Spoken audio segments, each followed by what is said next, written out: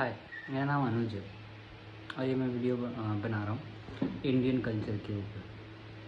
तो बहुत सारे लोगों ने इंडियन कल्चर को एक्सप्लेन किया है, बट मेरे को लगता है ओशो ने बहुत अच्छे से एक्सप्लेन किया है। उनकी एक किताब है learning how to silence the mind.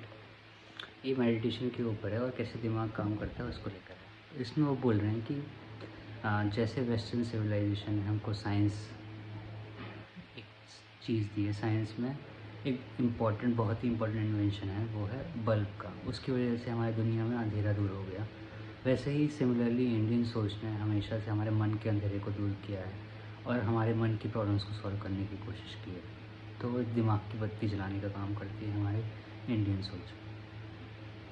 तो आप देखेंगे कि हाँ, ये जो वेस्टर्न सोच है जिसका जिसका एक इन्वेंशन है साइंस। साइंस हमेशा ऐसी चीज़ों के साथ डील करने की कोशिश करता है जो आपकी फ़िज़िकल प्रॉब्लम्स हैं। जैसे कि आपको एक जगह से दूसरी जगह ट्रैवल करना है, तो उन्होंने पहले व्हील बनाया, फिर कार बनाई, फिर एरोप्लेन बनाया।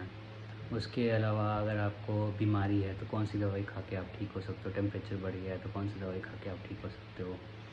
फिर रोशनी नहीं थी तो बल्ब का इन्वेंशन किया। तो ऐसे फिज़िकल चीज़ों के साथ डील करने के लिए एक साइंस हमें आंसर्स देता है। वैसे सिमिलरली जैसे मन की प्रॉब्लम्स हैं, जैसे कि आपको डर लगता है, हमको गुस्सा आता है, हमको खुशी मिलती है, हमको दुख होता है।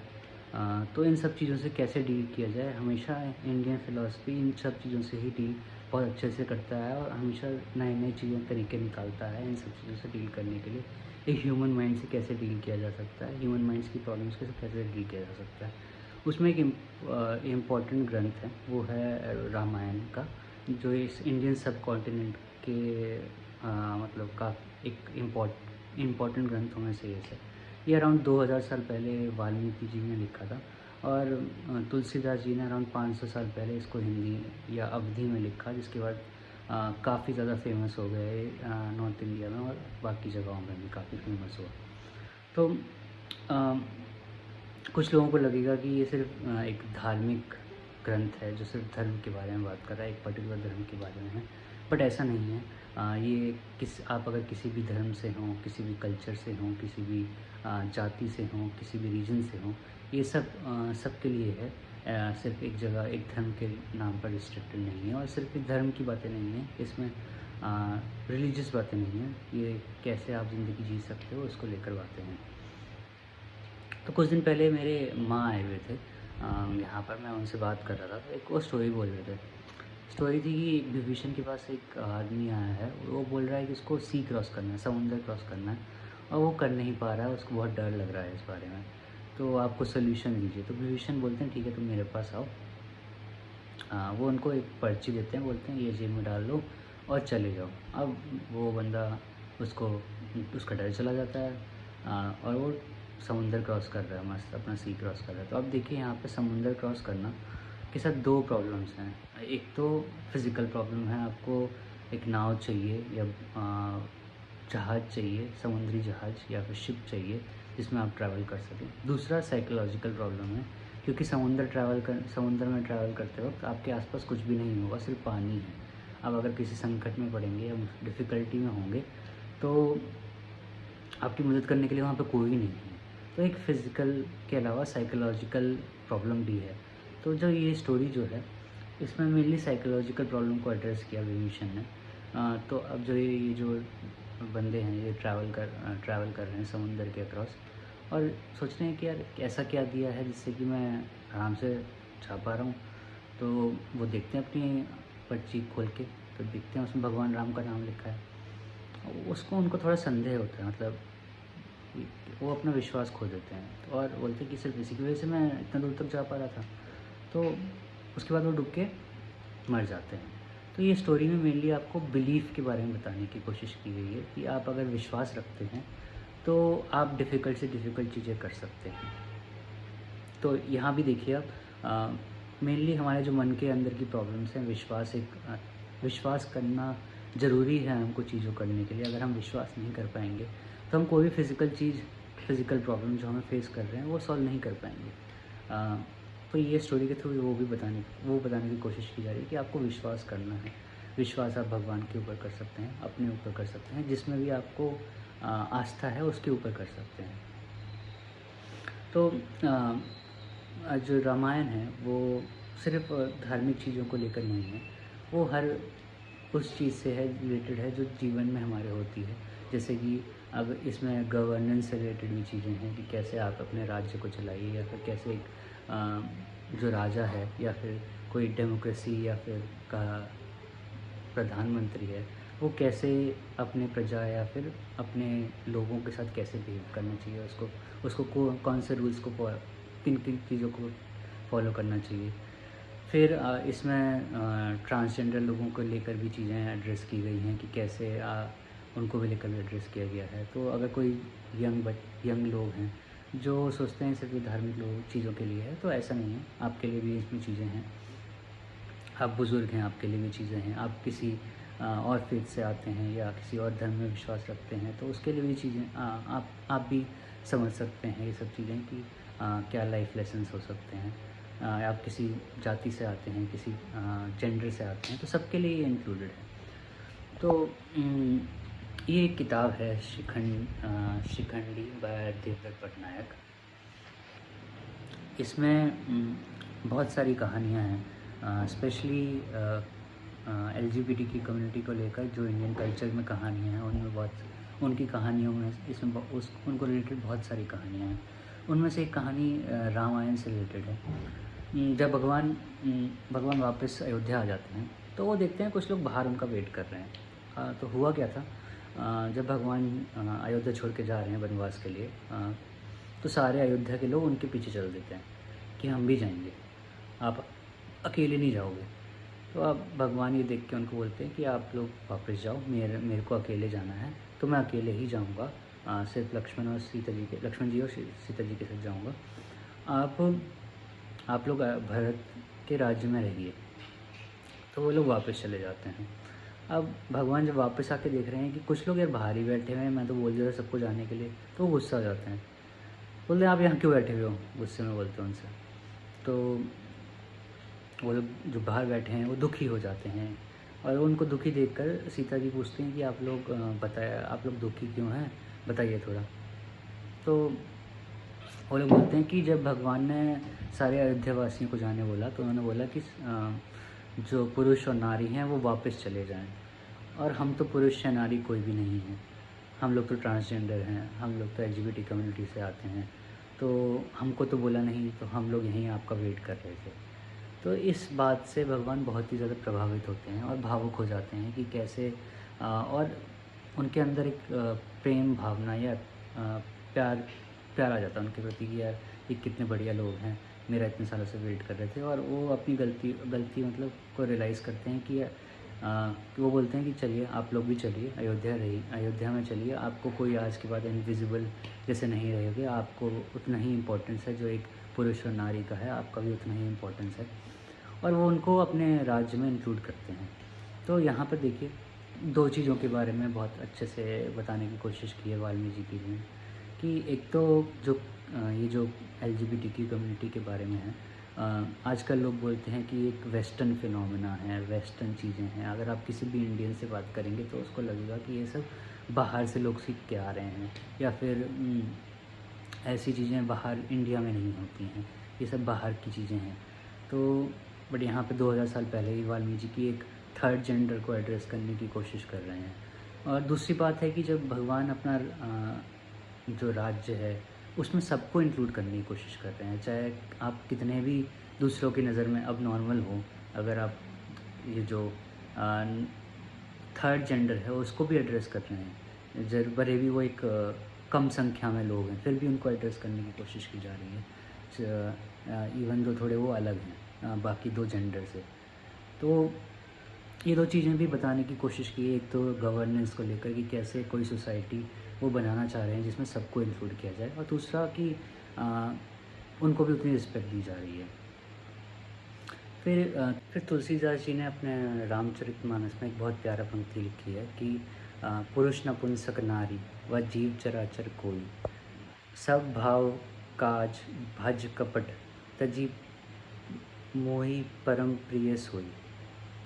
मतलब अगर कोई भी पुरुष नपुंसक अगेन द थर्ड जेंडर, जिसमें कोई भी हो सकता है, LGBTQ कम्युनिटी से, नारी या फिर कोई भी जीव जंतु जैसे कि जानवर या पेड़ पौधे, वो अगर मेरे को प्रेम भाव से बिना अपने मन में क्या बोलते हैं कुछ भी गलत रखे हुए याद करेंगे, तो मैं उन सब के लिए प्रिय हूँ, मैं उन सब के लिए ब्रो जैसे हूँ। ब्रो एक जेंडर न्यूट्रल टर्म वर्ड है जो हम लोग यूज़ करते हैं किसी भी ऐसे इंसान के लिए जिसको हम अपना मानते हैं और हमको लगता है कि वो हमारी मदद कर सकते हैं और हमसे काफ़ी अच्छे रिलेशनशिप हैं, या फिर वो हमारे काफ़ी करीब हैं।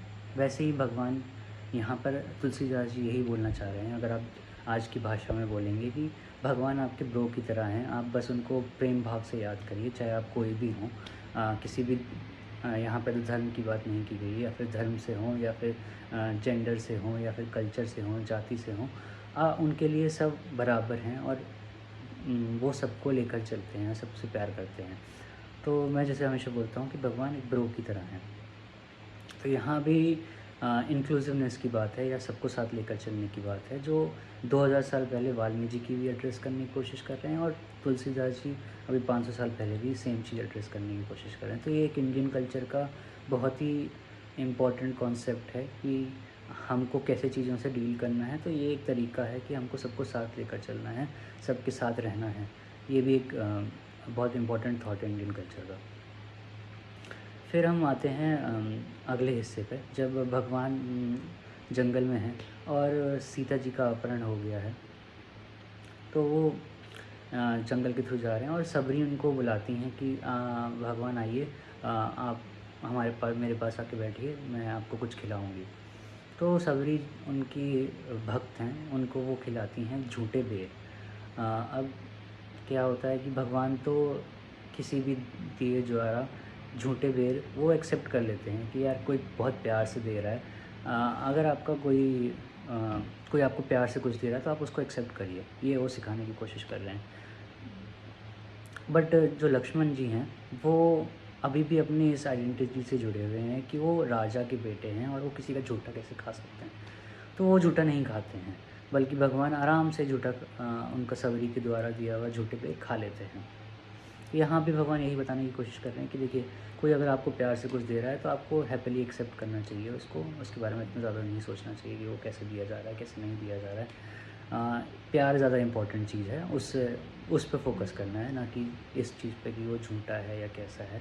इस बात पे प्यार इज़ इम्पोर्टेंट फैक्टर। तो यहाँ पे प्रेम भाव को आपको बढ़ाने का, दूसरों के प्रति कैसे व्यक्त करने का एक तरीका भी बताया जा रहा है। फिर जब भगवान आगे चलते हैं तो वो हनुमान जी से मिलते हैं। अब सीता जी का अपहरण हुआ है तो वो दोनों अकेले हैं। सोचिए, इस जंगल में वो किसी को नहीं जानते और उनकी पत्नी का अपहरण हो गया है, और किस स्टेट ऑफ माइंड में वो हो सकते हैं। फिर जब हनुमान जी से वो मिलने जा रहे हैं तो लक्ष्मण जी बोलते हैं कि भाई भैया अपने ना अस्त्र निकाल लीजिए, क्योंकि ये पता नहीं इंसान कैसा होगा। तो भगवान बोलते हैं कि यार अगर हम अपने पहले से ही उनको समझाते हैं कि अगर हम पहले से ही अपने अस्त्र निकाल लेंगे तो जो दूसरा बंदे आने वाले हैं हनुमान जी, और तो हमारा ये जो कांटेक्ट है या फिर कुछ भी अच्छा होने का स्कोप है वो ख़त्म हो जाएगा ना, क्योंकि वो भी एक विजिलेंट हो जाएंगे कि यार इनके पास तो हथियार है, मेरे को भी अपने आप प्रोटेक्शन करना है, तो हम बिना हथियार के ही जाएंगे, चाहे भले भी रिस्क है। तो अब देखिए, उनके साथ बुरा हुआ है फिर भी वो इस पॉइंट में इस पॉइंट को आगे बढ़ा रहे हैं कि यार अगर आपको अच्छा एक्सपेक्ट करना है किसी से, तो आपको स्टार्टिंग से ही अपने आप को अच्छा ही रखना पड़ेगा।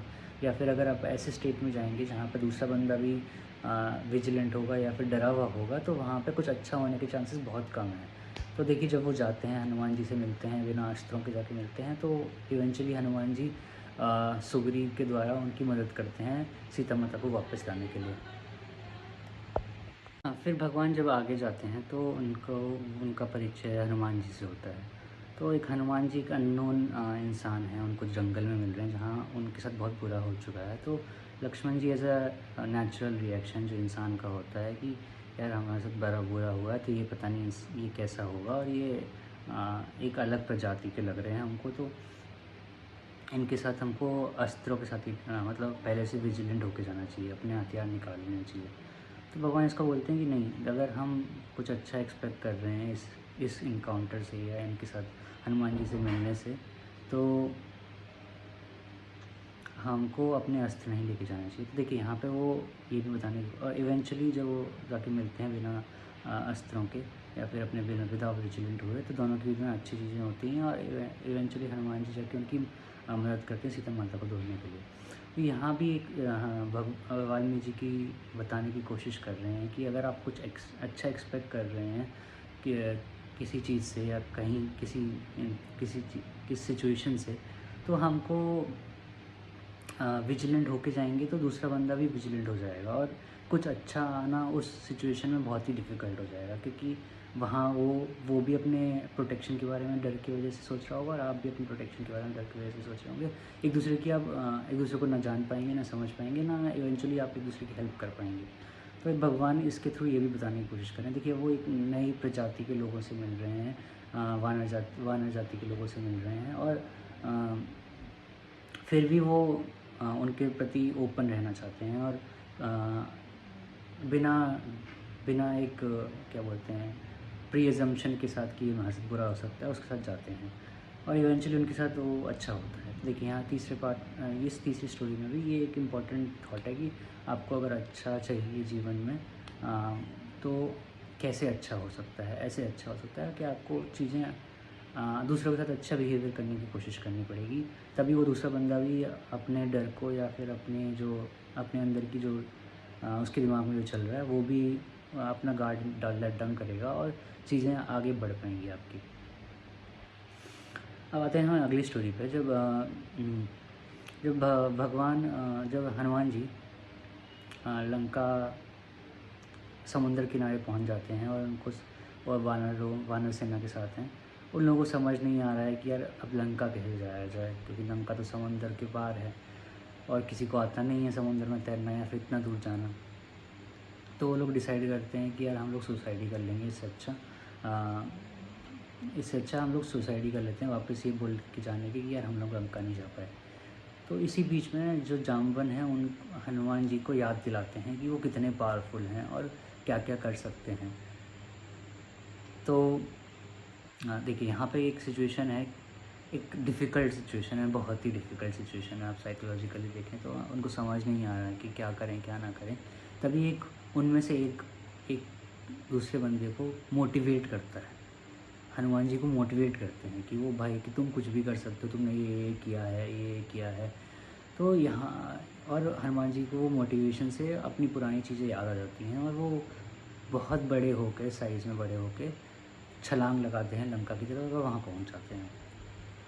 तो यहाँ पर देखिए फिज़िकल सिर्फ हनुमान जी की फ़िज़िकल स्ट्रेंथ के बारे में भी नहीं बात हो रही है, यहाँ पे एक साइकोलॉजिकल सिचुएशन के बारे में बात हो रही है, जहाँ पर आप किसी बहुत बुरी समस्या में फंसे हुए हैं, बहुत डिफ़िकल्ट सिचुएशन है, आपको समझ नहीं आ रहा है कि कैसे आप उस चीज़ से डील करेंगे। तो कोई आपके जान पहचान का, आपके दोस्त, आपका कोलीग आपको या आपका रिश्तेदार आपको मोटिवेट करता है, बोलता है कि देखो तुमने ये चीज़ें डिफ़िकल्ट चीज़ें की हैं, तो आपका मनोबल बढ़ता है वो चीज़ें करने का, तो आप बड़ा फील करते हो और आप सोचते हो कि मैं वो चीज़ें कर पाऊँगा। तो सिमिलरली इस सिचुएशन में ये सिर्फ हनुमान जी की स्टोरी अकेले की नहीं है, ये सब हम सब के ऊपर लागू होती है कि हम जब किसी ऐसी सिचुएशन में फंस रहे हैं तो कैसे डील किया जाता है उससे, वो बताने की कोशिश की है कि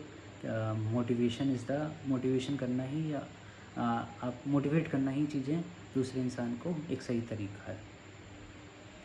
तो ये किसी भी इंसान के ऊपर लागू हो सकती हैं। फिर जब इसके बाद जब हनुमान जी हाँ, एक और इम्पोर्टेंट स्टोरी है जो है कि काइंडनेस, दयालु होने के ऊपर, कि कितना दयालु होना क्यों ज़रूरी है जीवन में। देखिए रावण अहंकारी होता है, उसको अपनी पावर की वो होती है कि क्या भाई मेरे पास इतनी पावर है, मैं कुछ भी कर सकता हूँ। और सीता जी अकेली हैं जंगल में, फिर भी जब उनके पास कोई एक साधु भिक्षा के लिए आता है, खाने के लिए आता है, तो वो अपना काइंडनेस को लेकर उनको जाके देने की कोशिश करती हैं कि यही मेरे पास तो यही है, मैं तो यही दे सकती हूँ इनको, अब ये शायद भूखे हैं सच में, तो दे देती हूँ मैं जाके। और उसकी वजह उनकी वजह से उनका अपहरण हो जाता है और रावण को ले जाता है, क्योंकि वो लक्ष्मण रेखा क्रॉस कर जाते हैं। जनरली आप किसी की से भी बात से सुनेंगे तो आपको यही बोला जाएगा कि सीता माता ने तो लक्ष्मण रेखा क्रॉस की थी, इसलिए उनके साथ गलत हुआ।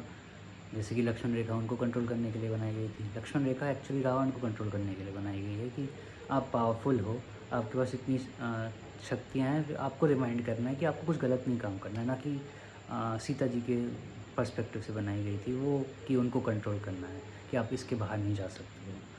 तो वो रावण के लिए बनाई गई थी कि आप इसके अंदर नहीं जा सकते हो, आप फ़ायदा नहीं उठा सकते ऐसी सिचुएशन का, आप पावरफुल होने का फ़ायदा नहीं उठा सकते। तो सबके लिए यहाँ पर आप चाहे बहुत अमीर हो, पावरफुल हो, आपके पास सब कुछ है, वहाँ उसके लिए उनके लिए भी ये स्टोरी बताने की कोशिश की गई है। और एक काइंडनेस के बारे में बात करने की कोशिश करी है। देखिए इवेंचुअली रावण मर जाता है और सीता माता वापस अपने घर अयोध्या आ जाती हैं। तो जो काइंडनेस है वो एक ज़रूरी चीज़ है और वो हमेशा पे करती है विद टाइम। फिर जब रावण के साथ भगवान का युद्ध हो रहा है तो जो विभीषण है वो रावण को छोड़ के भगवान के पास आता है। अब सब लोग बोलते हैं कि यार ये तो बंदा दूसरी पार्टी का है, ऐसे होता है ना, पार्टी बदल लिया वैसे टाइप का। तो ये तो बंदा पार्टी बदल लिया है, इसको कैसे हम एक्सेप्ट कर लें। तो भगवान बोलते हैं कि नहीं, कोई हमारे पास आया है और क्या कहते हैं, अगर वो बिना अस्त्रों के आया है तो हम उनको वैसे ही मिलेंगे, चाहे उसके लिए मुझे अपनी जान तक देनी पड़े। फिर भगवान उनसे मिलते हैं और विभीषण इवेंचुअली उनकी हेल्प करते हैं रावण को हराने में। यहाँ भी यही बताने की कोशिश की गई है विभीषण के द्वारा भी कि आप चाहे किसी के साथ जुड़े हुए हों, अगर वो इंसान गलत कर रहा है, आपको ऐसा लग रहा है वो गलत कर रहा है, तो आप उसका रास्ता, चाहे वो आपके खुद के सगे क्यों ना हो, आप उनको छोड़कर ऐसे इंसान के साथ जुड़िए जो सही काम कर रहे हों, जो आपको लगता है सही काम कर रहे हों। और भगवान भी बताने की कोशिश कर रहे हैं कि आपको पूर्वाग्रह या फिर क्या बोलते हैं उसको वर्ड इंग्लिश में, प्री कंसीव नोशन नहीं रखना है चीज़ों को डील करने के लिए। अब आते हैं बात एक गवर्नेंस को लेकर है। जब भगवान का राज चल रहा है और वहाँ पे लोग रह रहे हैं तो ना लोग सीता जी के बारे में गॉसिप करने लगते हैं कि वो तो देखो रावण के यहाँ रही थी, इतने इतने दिन तक, मैं तुमको ऐसे नहीं रहने दूँगा।